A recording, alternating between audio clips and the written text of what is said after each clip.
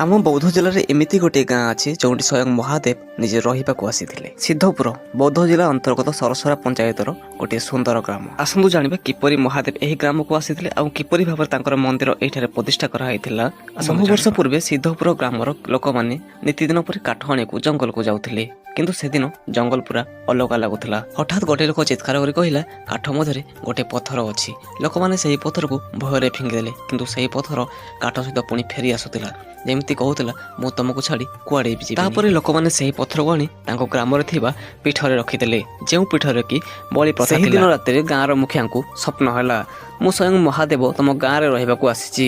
ମୁଁ ବଳି ଦେଉଥିବା ଜାଗାରେ ନୁହେଁ, ମୋତେ ଗୋଟେ ଶୁଦ୍ଧ ଜାଗାରେ ନେଇ ମୋର ମନ୍ଦିର ପ୍ରତିଷ୍ଠା କରନ୍ତୁ। ଉଠି ଗ୍ରାମର ମୁଖିଆ ଗ୍ରାମବାସୀଙ୍କୁ ଏକଥା ଜଣାଇଲା।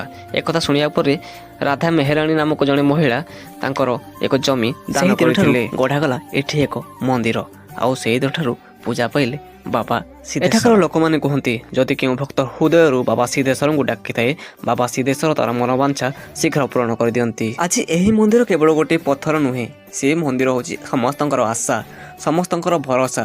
ଲୋକେ କୁହନ୍ତି ଏଠାରେ ଯାହା ମାଗିଲେ କେବେ ଡେରି ହୁଏନି, ଏଠାରେ ସବୁ ସ୍ୱପ୍ନ ସତ ହୋଇଥାଏ। ସାୟଦ କିଛି ସତ୍ୟ ମଣିଷ ଜାଣିବା ପାଇଁ ନୁହେଁ, ସାୟଦ ଭଗବାନ ନିଜେ ରହସ୍ୟ ହୋଇ ରହିବାକୁ ଚାହାନ୍ତି।